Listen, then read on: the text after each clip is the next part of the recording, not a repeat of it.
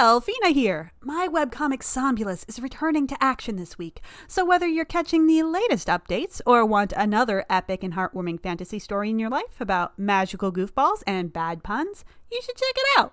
Catch updates every Tuesday and Thursday at somnolus.com. All right, on to the episode. Do it! Just do it! Don't let your dreams be dreams. Yesterday said tomorrow. So just do it! Make your dreams untrue!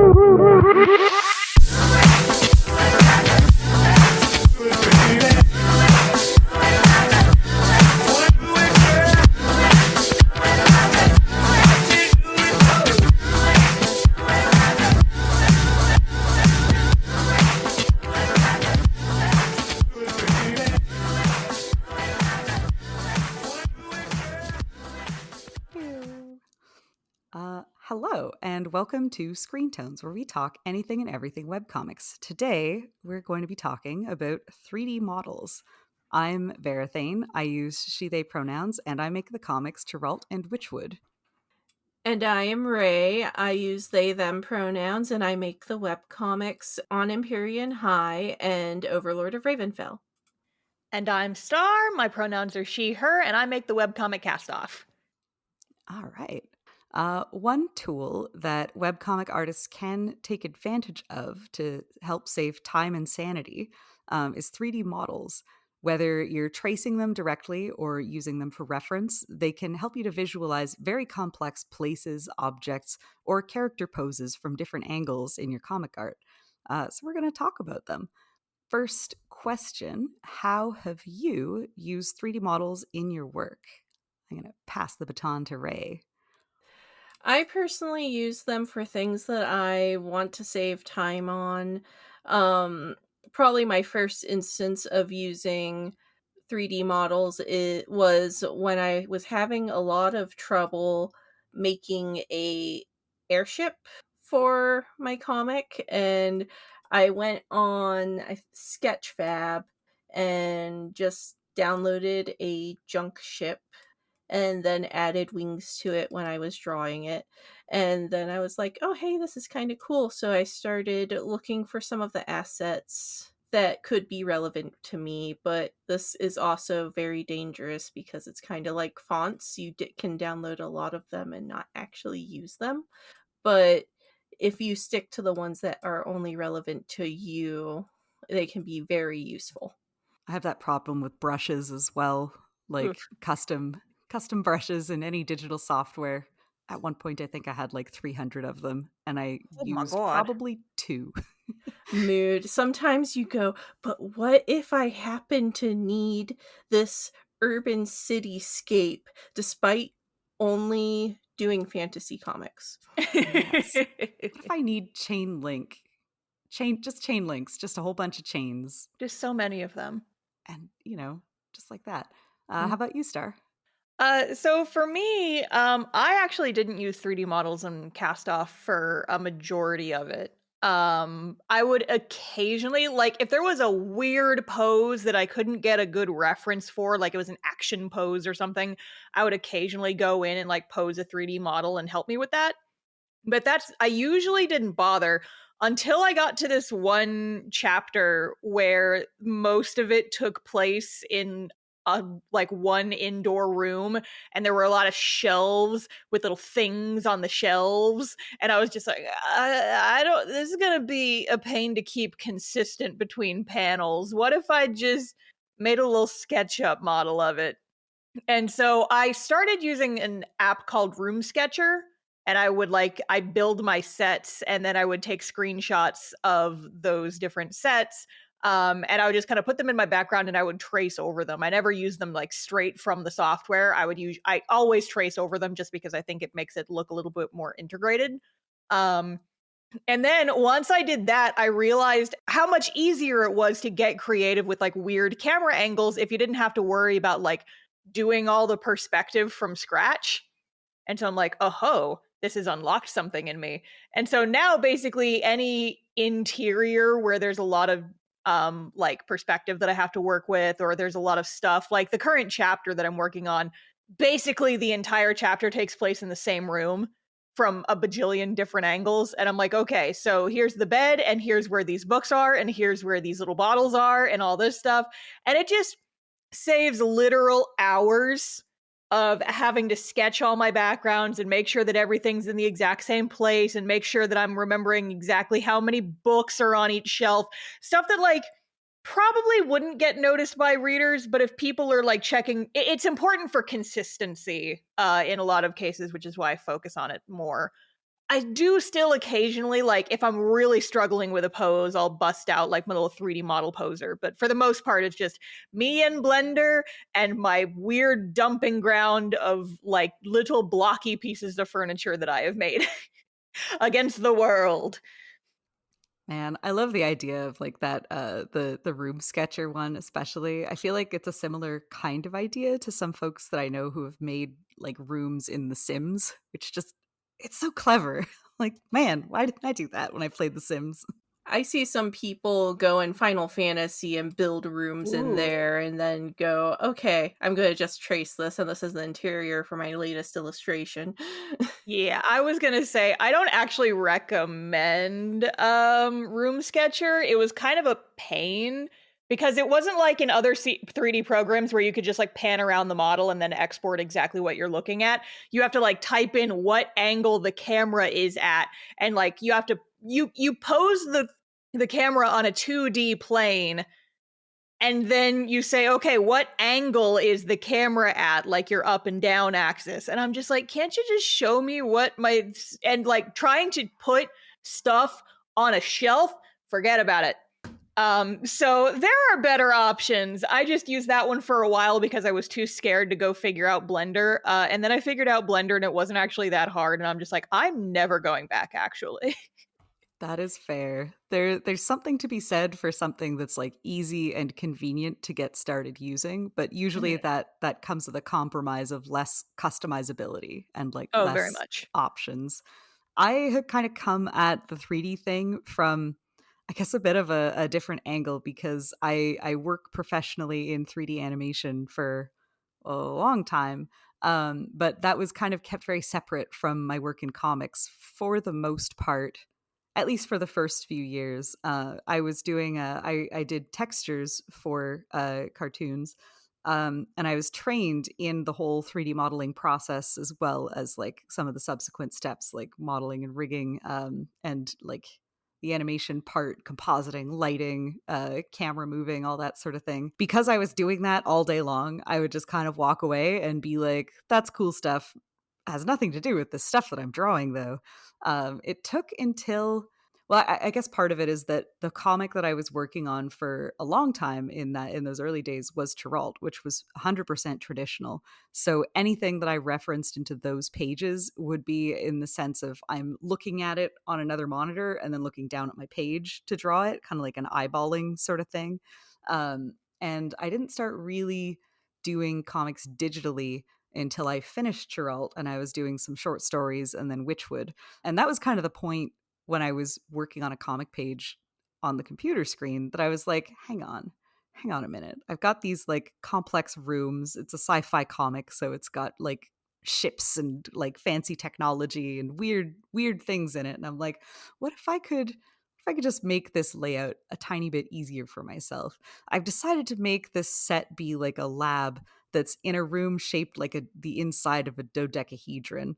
There's got to be a way that I can combine these two skill sets that I have. And I didn't have a ton of time for the modeling. One thing that working in 3D definitely kind of taught me is that it takes a lot of time. And to get a model looking really nice, you do really have to sit down with it. And I feel like it also made me hesitant to download models. Just gave me this general sense of like, oh, but I really should make it. Like, I should make it myself, which was part of what I guess prevented me from like really using a ton of it. So I would do very, very simplistic models in Maya because that's the program that I'm trained in, where I would just take like basically a primitive 3D shape like a cube or a sphere or whatever, and just kind of move it into like the position that I wanted, like manipulate the vertexes into something like the shape that I was after.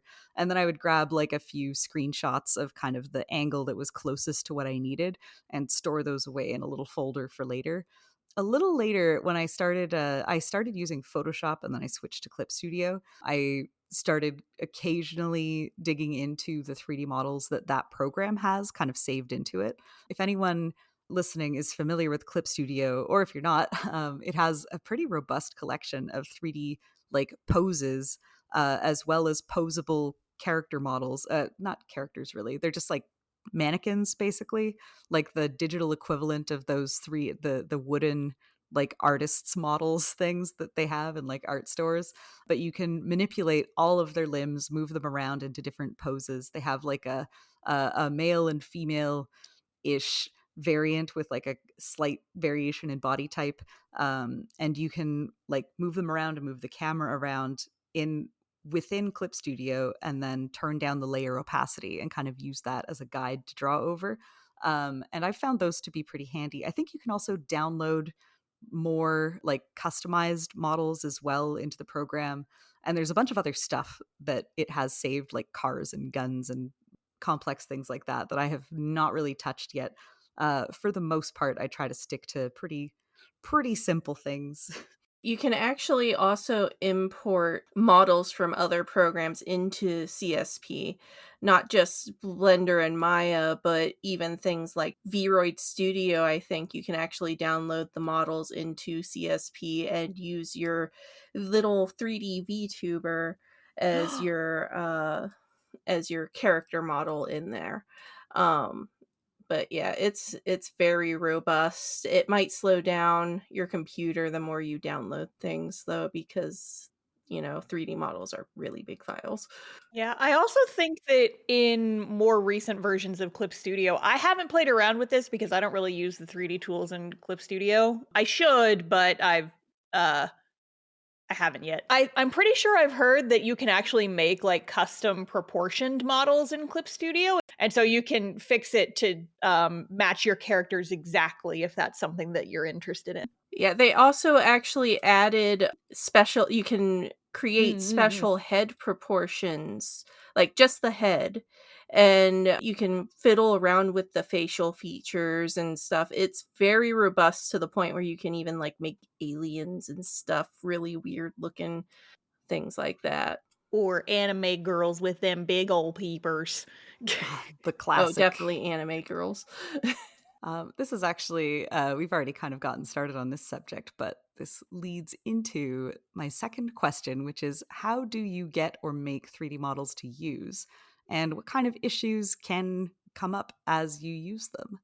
Well, for me, I primarily use Clip Studio. I'll try to get with the basic things. They actually added something called primitives, which are just like essentially planes and very basic shapes that you can also use. I've seen people use them to make glasses a lot easier for them, for instance. Oh, I need that for me. But if I need something very specific like my junk ship, I'll usually go onto a website like Sketchfab. A lot of the things aren't free there, but they're usually at least decently cheap. So it's there you do have a lot of options since you can essentially import straight into the program.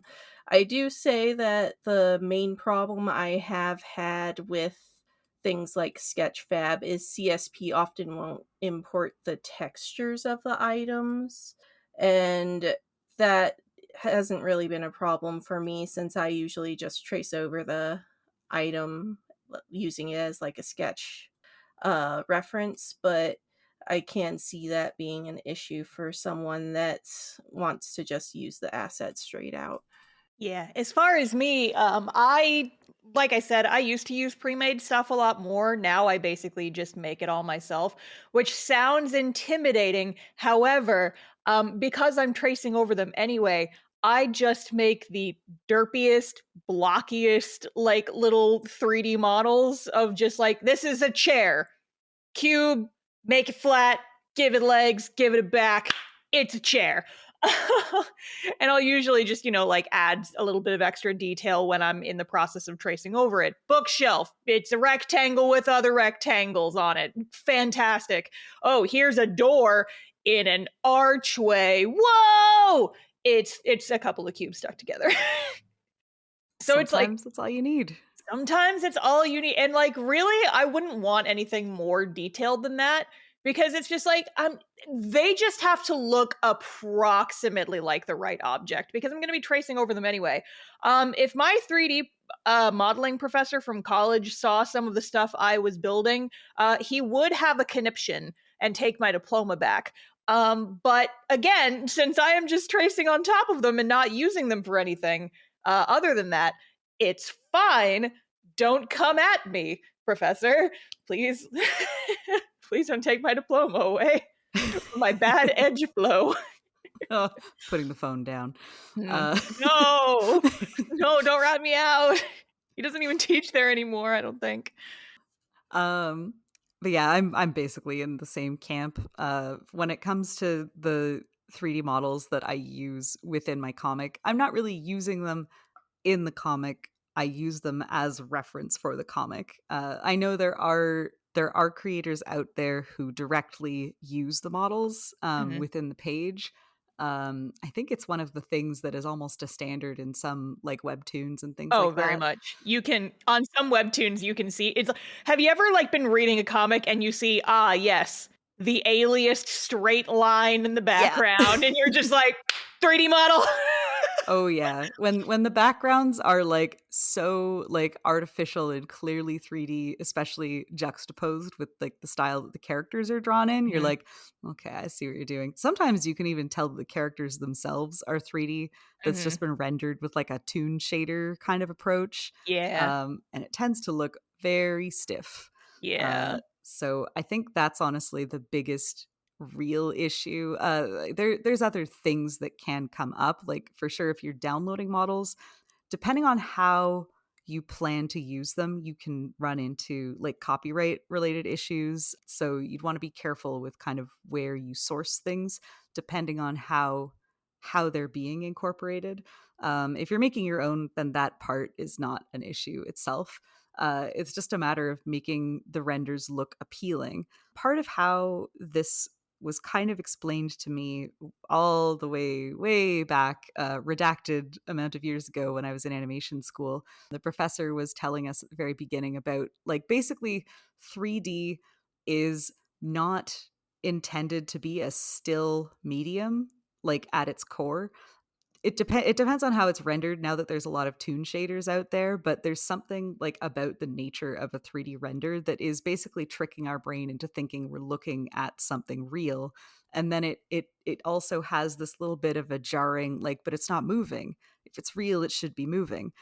So a lot of 3D, like even some really like very well known and huge like 3D animated properties, they're the core appeal is in the animation itself, and a lot of the promotional imagery, you have to do a lot of work to make it look as appealing in and of itself. Definitely the industry has gotten really good at that sort of thing. There's like a bunch of standard kind of treatments that make everything look super colorful and flashy.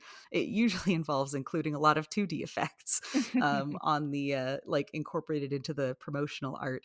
But it's something that like if you're using 3D directly in a 2D medium such as comics, you've definitely got to put a lot of extra work in to make it look appealing and not just like a kind of stiff I don't know, flat.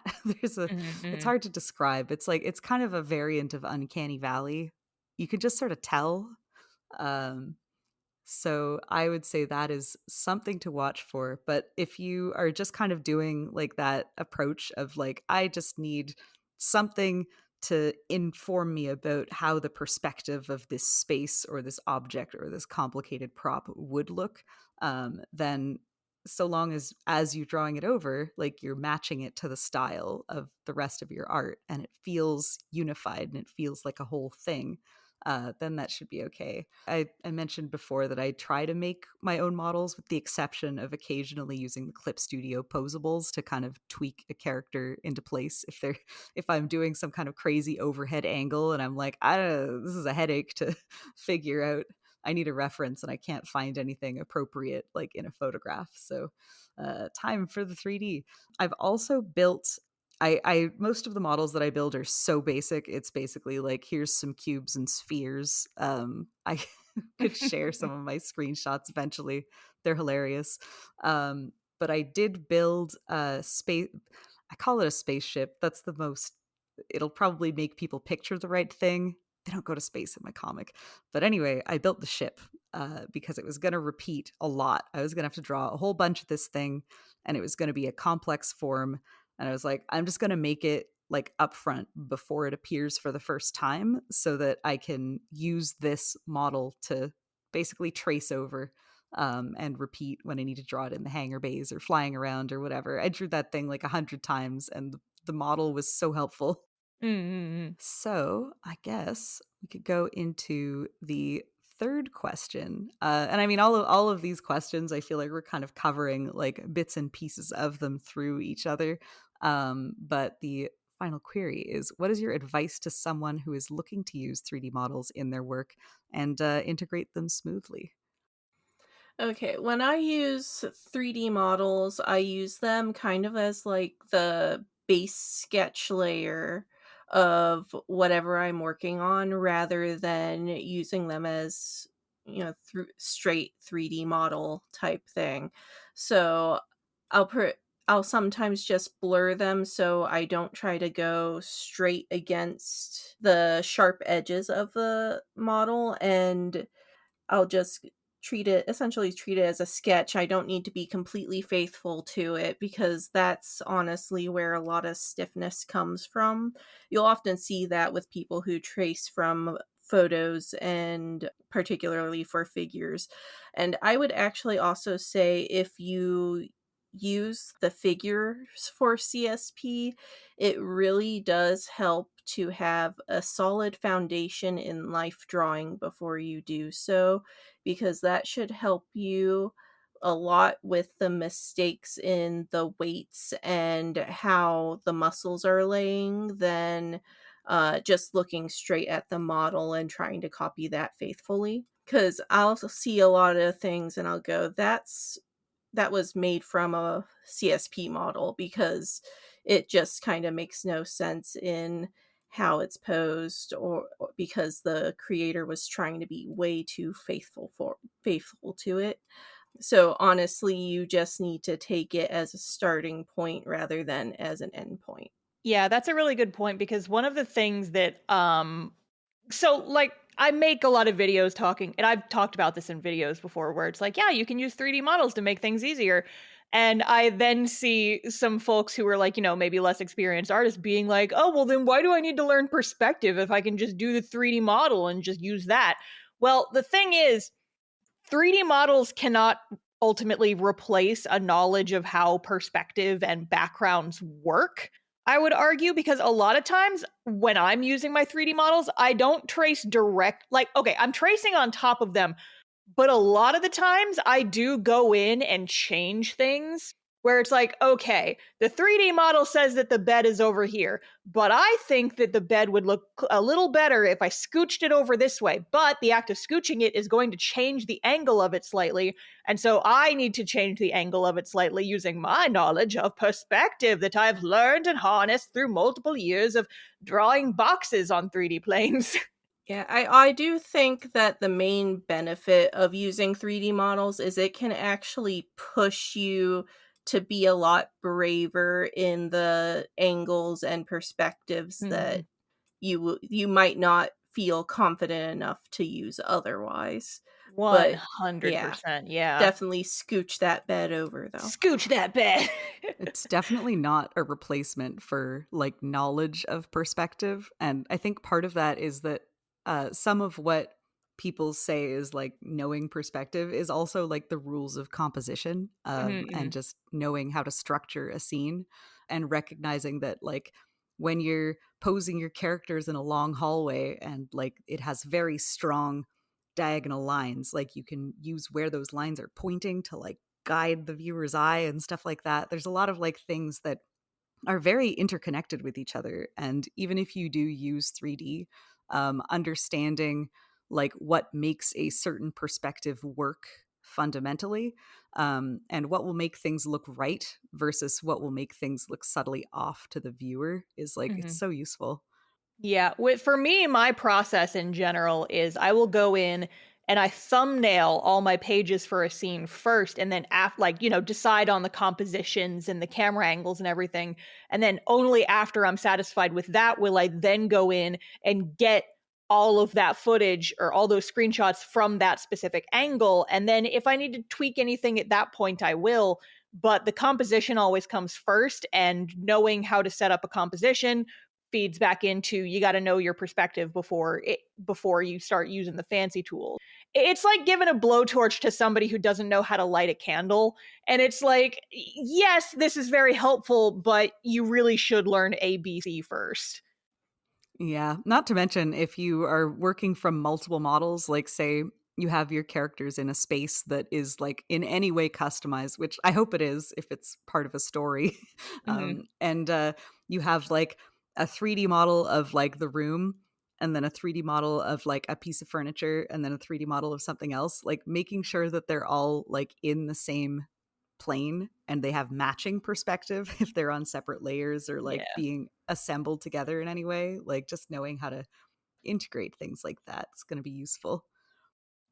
100%. Yeah, because usually, so I do all of my 3D models in Blender, but if I ever use a character model, which I usually don't, it's very funny though. I can send you guys pictures of what this looks like because it is ridiculous. One of the things that I give my Patreon supporters is I will give them like the high res file of the page, but then also I'll give them work in progress shots of every step of making the comic, which is like thumbnails and then the 3D models with the sketches and all this stuff. And there's kind of a running joke that my 3D models are slightly cursed and a little haunted because I don't pose 3D human models in Blender just because I haven't found a free 3D model that will let me do that, and I wouldn't usually do it anyway. But I found just like a model of a human, just like a naked human, like, Ken doll situation. And I make them, I put one in for each character that's like approximately their height. And I change the color of the model to like be the character's color so I can tell who's who. And I just kind of like scooched them around the room so that I can see how all the characters are supposed to be in relevant comparison to the backgrounds. But what that gets you is that sometimes you can still see them and they're just kind of like haunting over the character. So it's the T-Pose multicolored Ken conference. It's more of a Y pose, but yes, I'm gonna dig out a picture for you guys. I desperately want to see this now. I will find these for you. Just give me a few minutes. Somebody else talk for a few minutes while I dig up my cursed Ken doll images. we can see about sharing it with the episode once it goes up, so don't worry too much. But I think probably the biggest thing for me is definitely about like making sure that it matches with the style of the whole piece. If you're putting something in like the background, if you have like a flowy style that has a lot of like thick and thin lines and like gestural, like really energetic, like very stylized, and then like the model is all like really uniform, like precisely 2 pixel straight lines or something like that, it can start to look a bit out of place. This is actually why I stopped using the perspective tool in Clip Studio. I kind of started to, but it was making all of my lines a little too straight. And I was like, so technically this is more accurate, but it just doesn't look right, like subtly. Like I'm looking at it and it feels out of place. It doesn't feel like my style anymore. Like it's not the same world. So it's definitely something you've got to keep an eye out for with 3D models as well. I find that whole thing about like models that have textures is something that I had like not even thought about as being like a downside. even though that was my job, I was the texture artist. It was something that, like, when it came to reference stuff that I want for my comics, those would just be like a distraction. I just need the shape Yeah. because that's really No, what I'm looking for. yeah, I agree with that, but I do know that there's probably a few people who wanna bring everything over so they know every single detail of the model they're working with. Because like, for instance, the airship had, like, originally a wood grain texture, and I can see some people going, I have to draw every single line on this texture to make it look realistic, but I'm Mm. just like, nah, I don't need that stuff. I just need to be able to place it, maybe have a little bit of moving lighting, but I even that's not always necessary for me. I just need a reference, a base sketch, and then I can go to town. I have dropped some of my haunted thumbnails in the Discord chat if anyone would like to look at those. Oh my god. So it's like a grid of 6. The top middle, you will be able to see the purple and green haunted stick figures. I can't move their legs, so whenever I need to draw them sitting on something, I'll just like lower the body so that the hips are approximately the right height to sit in the chair. Incredible. Well, now we need to share these with the episode. I, We I can't will. not. I will. It's fine. They can just live here. But yeah, these are my haunted stick figures by strange Amazing. haunted Y posing men that are always there. Yeah, I mean, honestly, when it comes to like placing a character in the scene, like the things that I am really looking for when it comes to reference of like the characters is basically just like how big are they in the shot? Like Yeah. what is the proportion of their head to their torso to their legs? And if I'm doing a wacky camera angle, like how much of their shoulders are being overlapped by their head? From there I can basically take the rest on my own, so I don't really need like the full pose or the hair or the jacket or like the other details, because that's the stuff that like that's just the frills. I put those there myself. Mm-hmm. When it comes to 3D models, I guess for as far as advice goes, I don't think I would necessarily recommend like that people who want models for their comics would go out and learn Maya. If you do, Maya is expensive. It is hacking Mm. expensive. So if you do want to pick up like a 3D software that will let you do actual modeling, probably Blender would be the way to go. But Yeah. it is a very even Blender is still it's a huge program. It is very complicated. You're going to be like spending a lot of time like learning those tools and tweaking vertexes and stuff like that. So if it comes down to it, like there is no shame in using like prefab stuff Mm-hmm. within your comics, unless you get very passionate about the idea of modeling and you want to do it for kind of your own reasons.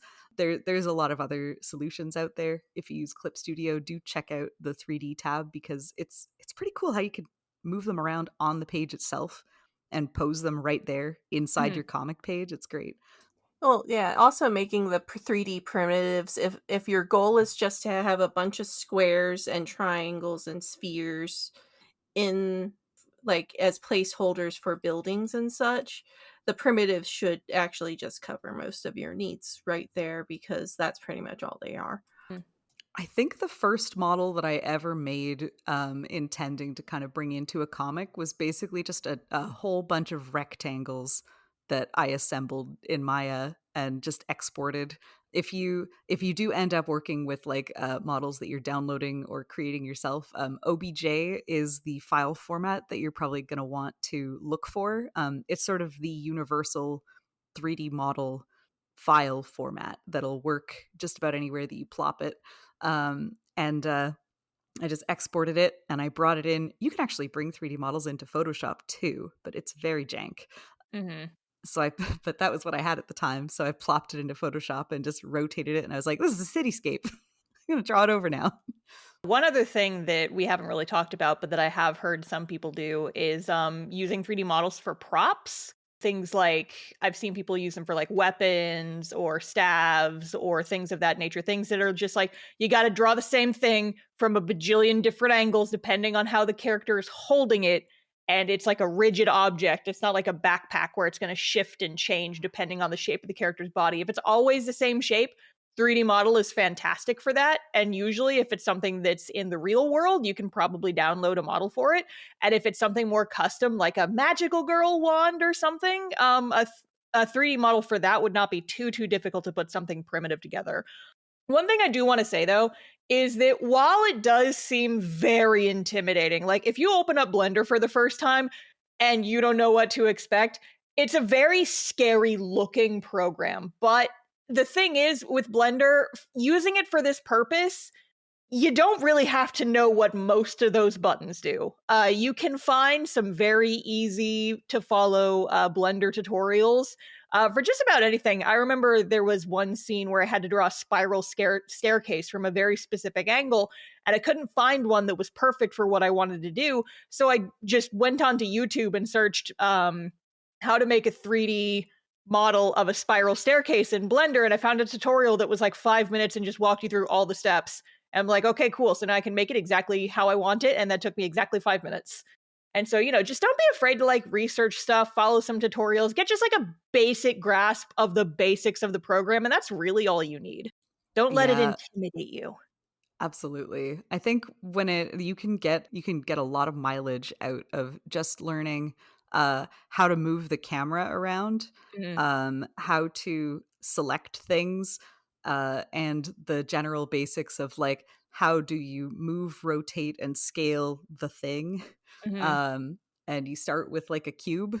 Mhm. You can turn that into a rectangle. You can turn it into a weird trapezoid. You can put another one there. Honestly, you learn how to use like bevel and extrude and how to create like a new cube or something. And that's literally all I use on a day to day, basically. It's like Oh 3 yeah. functions of the program. Go Hmm. forth. In Maya, it's a lot of like, okay, here's the difference between selecting vertex, edge, and face. Oh, Blender's the And same. Like we were talking about this before we started recording. Blender and Maya are extremely similar programs. If you learn one, you basically know the other. I uh, trained in no, uh, I do use both. For this fair. purpose, they are remarkably similar. That's true. Because I learned Maya first, and then when I was out of school and did not want to afford a Blender or a Maya license, I was like, let's look at Blender and the modeling programs or the very, very basics of the 3D modeling setup in Blender is very similar to Maya. I I was like, suppose I haven't given it a fair shot because when I tried it out, I found the camera moved in a way that I didn't like. So I was like, I'm hmm, going back to Maya. I have an educator copy, so mm, hey. that's cheating. I will say if you go look at the CSP assets for like the pre-made castles and stuff like that, you're never going to be able to unsee the same castle that all these manhwa use Mm. Oh, that's for. true. There are popular models that you can start to There really are, recognize. I've which is seen another reason why it's good to at least make the basics to be able to make what your vision is, Yeah, because once you see it, you cannot unsee it. within Clip Studio, they also have a bunch of like preset poses for those character models that you can snap them into. Like they're neat. It's a good idea. A lot of them are like very anime, so if you use them, I would recommend still putting in a little bit of work to like tweak and customize the pose afterwards, just to make sure it's like it fits your character's body language, and don't just go with whatever is kind of the Yeah. default. One of the interesting things about it too is that they will fit pretty much any body type for the CSP models. So you can have like your muscle bound guy doing the cute anime girl pose, but you might have to still adjust it because clipping will happen. So it's still useful to actually know the tools and how to manipulate the mannequins. So I guess maybe one thing that I'm interested in hearing you guys' take on before we kind of wrap it up here is I've gotten a lot of comments from folks whenever I talk about, hey, use 3D models. They're handy. They're not a substitute for knowledge of perspective and stuff, but they can be really useful. I do occasionally get people saying it's like, well, isn't that cheating? That feels like it's cheating because you're not actually drawing that thing. You're just tracing it. So that's cheating. What do you guys think about that? I mean, I personally think that as long as you're mindful of how you're using assets and that you read the licensing on it, that's also important. That it's just another tool. I mean, I've seen people going using digital as cheating or using, you know, the undo button is cheating. And it's like, why are you making things harder on yourself? I've heard people say that using references at all is cheating, I know, and it's I wild. could not disagree with that statement harder. Like, that's how you Just we're keep your eyes drawing closed your things. entire life then. Your entire Looking at memory things is is reference. using your entire memory is cheating.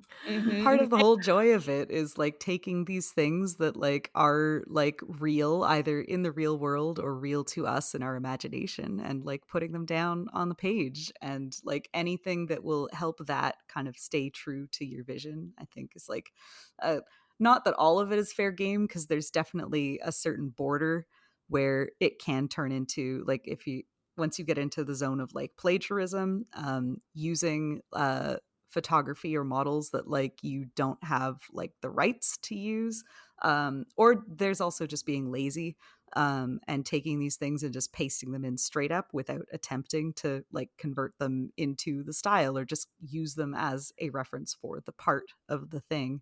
Yeah. But like if I need to draw somebody who's like, walking briskly from a vantage point of somebody standing on a balcony like 3 floors above them, if I just invent that on the page, I'm just gonna have like a blob. It's not gonna Yeah. look very I good. You will need reference say for some things.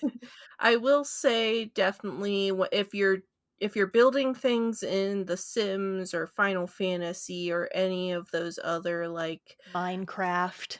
I've seen people say they use Minecraft and it boggles the mind. yeah, but if you're building things in Sims and stuff that have like prefabricated designs and such already, do not follow those too closely because you do not have permission to use those specific designs.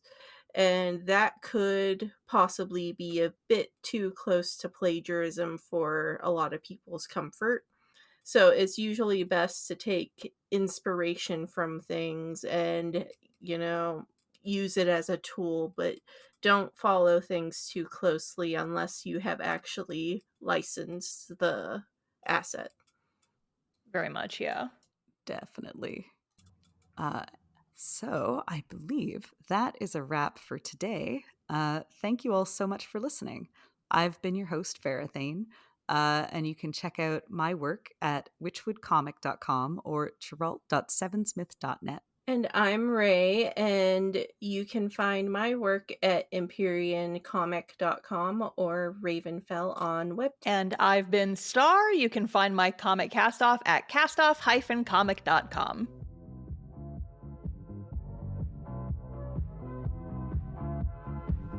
Thank you for listening to Screen Tones, a webcomic podcast.